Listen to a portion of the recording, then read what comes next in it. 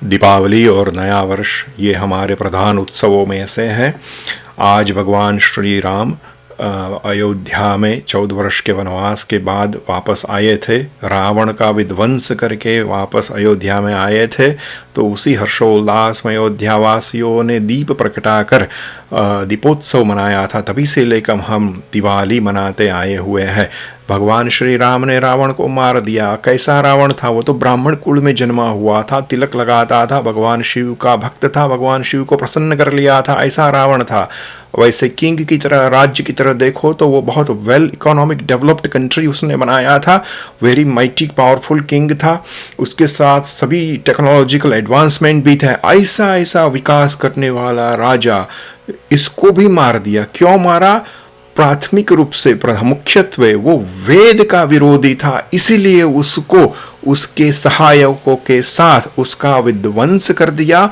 उसमें माता सीता निमित्त कारण बने हैं, लेकिन रावण का जो मुख्य अपराध था वो वही है कि वो वेद का विरोधी था, इसलिए भगवान श्री राम ने उसको मार दिया है। इसी के बाद जब भगवान श्री राम अयोध्या में आता है तो अयोध्या वासियों ने, जो राम के भक्त है, उनके वहां दीपोत्सव है।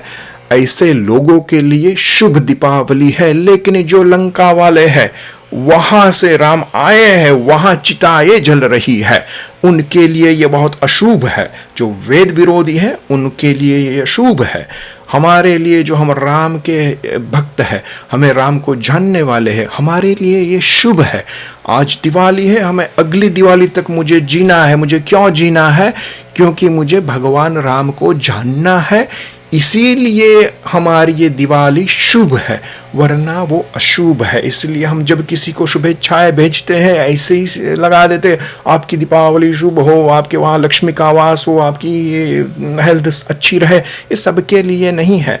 ये सब जो राम के भक्त है, जो भगवान में मानते हैं, हमारे भगवान राम में, श्री कृष्ण में मानने वाले, उनके लिए ये शुभ है। लेकिन जो भगवान राम की रामायण को जलाने वाले हैं, या फिर उसको तोड़ने वाले हैं, राम की मूर्तियों को तोड़ने वाले हैं, या फिर राम के अपमान करने वाले हैं, जो भगवान राम को अपने मंदिर में किसी असिस्टेंट की तरह खड़ा कर देने वाले हैं, जो गर्भगृह में भगवान श्री राम और कृष्ण को नहीं बिठाकर ऐसे असिस्टेंट की तरह एक पाखंडी के आसपास खड़े कर देने वाले लोग हैं, ऐसे लोगों के लिए ये अशुभ है। बहुत सारे ऐसे लोग, बहुत सारे नए नए भगवान पाखंडी निकल आ चुके हैं, जो अपने आप को वो गर्भगृह में बिठाते हैं और पास में भगवान श्री राम या भगवान श्री कृष्ण को असिस्टेंट की तरह खड़ा करके उसका घोर अपमान करते हैं।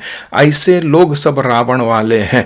ऐसे लोगों के लिए ये अशुभ है, क्योंकि भगवान श्री राम जो वेद के विरोधी नहीं है, उन्हीं को साथ देते हैं। जो वेद में बिलीव करते हैं, जो वेद को जानने का प्रयास करते हैं, उसके लिए ये शुभ दीपावली है। उसके लिए हम इसको शुभेच्छाएं भेजते हैं। उसके बाद हम नया वर्ष चालू कर रहे हैं। तो नया वर्ष क्यों होता है? सब कुछ तो सही वही है, हमारा शरीर वही है, ये चमड़ी वही है, हमारा घर वही है, हमारे सगे संबंधी वही है। नया क्या हो गया? Change in calendar is not something new. ऐसे बहुत सारे कैलेंडर है, बहुत सारे वर्जन्स है, सभी में नया नया आता रहता है। तो ये हमारे लिए ये सब change in calendar is not नया वर्ष। तो नया वर्ष क्यों है? क्योंकि कुछ तो नया आया है। क्या नया आया है? मेरे संकल्प आज से नए हो रहे हैं। कौन सा संकल्प हम ले रहे हैं? कि ऐसे जो भगवान श्री राम है, उसको मुझे जानना है। इसीलिए आज से लेकर मैं स्वयं वाल्मीकि रामायण का प्रतिदिन एक अध्याय तो पाठ करूंगा ही करूंगा, उसको जानने का प्रयास करूंगा। ऐसे ही यही एक चैनल है जिसके द्वारा मैं भगवान श्री राम को जान सकता हूं। इसीलिए मैं वाल्मीकि रामायण का आज से पाठ चालू करूंगा। यही मेरा नया संकल्प है। इसीलिए आज से कुछ नया है। इसी हर्षोल्लास में हम एक दूसरे को नए वर्ष की अभिनंदन और शुभेच्छा देते हैं। हम नूतन वर्षाभिनंदन कहते हैं। जो लोग ये करने जा रहे हैं, उसके लिए ही भगवान के होने वाले हैं, उनके लिए ही ये शुभ है, उसको ये शुभेच्छाएं हैं। हम थोड़ी सी भाषा शुद्धि में भी हमें ध्यान रखना चाहिए। हमारी संस्कृत भाषा है, या कुछ लोग हम हिंदी में भी बोल लेते हैं, लेकिन जब हम किसी को मिलते हैं, happy Diwali, happy new year, साल मुबारक, ये सब क्या दिखाता है? ये दिखाता है अभी मानसिक गुलामी कितनी अंदर रही है। जब हम अब मैं जब संस्कृत हमारी जो भाषा है उसको हमारे मुख्य उत्सव में वहीं पे उपयोग नहीं करेंगे और किसी की भाषा उपयोग करेंगे, वो कितना उचित रहेगा।